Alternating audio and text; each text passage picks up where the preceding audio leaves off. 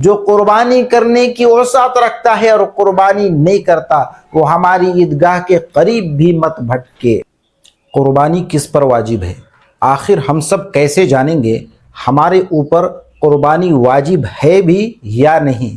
آپ سبھی لوگوں کو یہ بات تو معلوم ہی ہوگی کہ قربانی کرنے کے لیے صاحب نصاب کا ہونا ضروری ہے، یعنی قربانی اسی کے اوپر واجب ہے جو صاحب نصاب ہے، جو آزاد ہے، کسی کا قیدی نہیں ہے، جو مسافر نہیں ہے، ایک جگہ اپنے مقام پر موجود ہے، اس کو قربانی کرنا ہے۔ اب اس وقت 2026 میں ہم یہ بات کیسے معلوم کریں کہ ہم صاحب نصاب ہیں یا نہیں، ہمارے اوپر قربانی واجب ہے بھی یا نہیں؟ تو اس بات کو معلوم کرنے کے لیے ہم یہ دیکھیں گے کہ کم سے کم 52.5 تولہ چاندی کی قیمت کتنی ہے۔ اس وقت انڈیا میں 52.5 تولہ چاندی کی قیمت کتنی ہے؟ تو لگ بھگ 1,60,000 یا 1,65,000 یہ قیمت ہے 52.5 تولہ چاندی کی۔ ہو سکتا ہے کسی ضلع کے اعتبار سے یا کسی اسٹیٹ کے اعتبار سے کچھ ریٹ اوپر نیچے ہو جائے، لیکن لگ بھگ یہی ریٹ ابھی چل رہا ہے، 52.5 تولہ چاندی کی یہی قیمت ہوتی ہے۔ تو اب ہم کو یہ دیکھنا ہے کہ ہمارے پاس 1,60,000 یا 65,000 روپے ہے یا نہیں۔ اگر ہمارے پاس 1,60,000 1,70,000 یا 2 لاکھ روپے ہیں تب تو پھر ہماری اوپر قربانی واجب ہے ہی۔ اب یہ چاہے کیش کی شکل میں ہو یا تو پھر ہمارے پاس تجارتی سامان کی شکل میں ہو یا ہمارے پاس 1.5-2 لاکھ روپے بینک میں پڑا ہوا ہو۔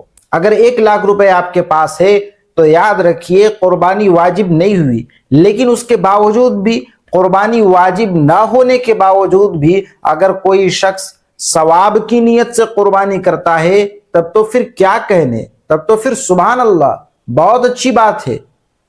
اگر کوئی شخص 1 لاکھ کا مالک ہے، اس کے پاس 1,60,000 نہیں ہے، 2 لاکھ نہیں ہے اس کے پاس، پھر بھی اگر وہ قربانی کر رہا ہے، کسی کے پاس صرف 50,000 روپے ہیں لیکن پھر بھی وہ قربانی کر رہا ہے، صرف 50,000 کا مالک ہونے کے باوجود وہ قربانی کر رہا ہے، تو بہت اچھی بات ہے۔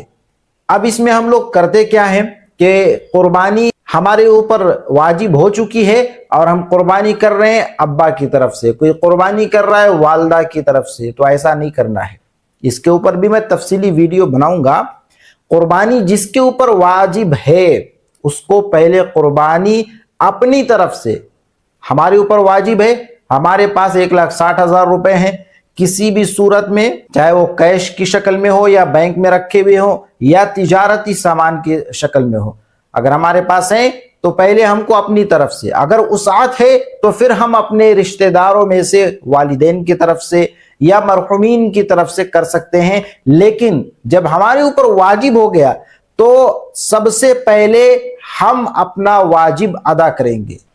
اور ایسا نہیں ہوگا کہ پورے گھر کی طرف سے ایک بکرا لے لایا اور پوری گھر کی طرف سے ہم قربانی دے رہے، ایسا بھی نہیں ہوگا، بلکہ اگر ہمارے اوپر قربانی واجب ہے اور ہمارے گھر میں اور بھی کچھ افراد ہیں جو کما رہے ہیں، جن کے پاس قربانی دینے کی وسعت ہے، جو قربانی کر سکتا ہو، اس کے اوپر قربانی واجب ہے تو اس کو بھی قربانی کرنا پڑے گا۔ ایسا نہیں کہ گھر کا ایک سربراہ قربانی کر دے رہا ہے اور باقی لوگ چپ چاپ قربانی کے گوشت کے اوپر ہی ان کا دھیان ہے۔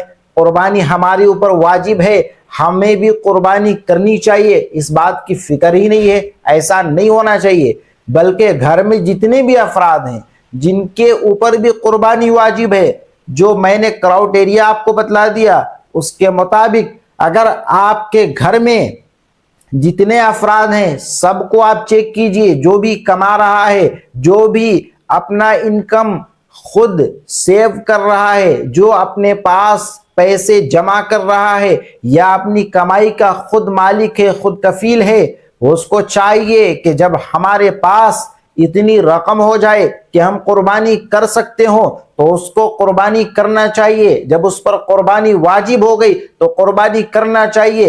اللہ کے پیارے رسول جناب محمد عربی صلی اللہ علیہ وسلم کا پاک ارشاد ہے، یاد رکھو مسلمانوں، اگر کسی کے اوپر قربانی واجب ہو جائے اور وہ قربانی نہیں کرتا، کوئی قربانی کرنے کی وسعت رکھتا ہے اور وہ قربانی نہیں کرتا، تو نبی پاک جناب محمد عربی صلی اللہ علیہ وسلم کا یہ پاک ارشاد ہے، وہ فرماتے ہیں کہ اسے ہمارے عیدگاہ کی طرف آنے کی کوئی ضرورت نہیں ہے. وہ ہماری عیدگاہ کی طرف نہ آئے. جو قربانی کرنے کی وسعت رکھتا ہے اور قربانی نہیں کرتا، وہ ہماری عیدگاہ کے قریب بھی مت بھٹکے. اس لیے میرے عزیز دوستو، قربانی بہت ہی زیادہ اہم اور محبوب عمل ہے. قربانی کے ایام میں، قربانی کے دنوں میں اللہ رب العزت کو قربانی کے جانور کو اللہ کے راہ میں قربان کرنے سے زیادہ کوئی عمل محبوب نہیں ہے.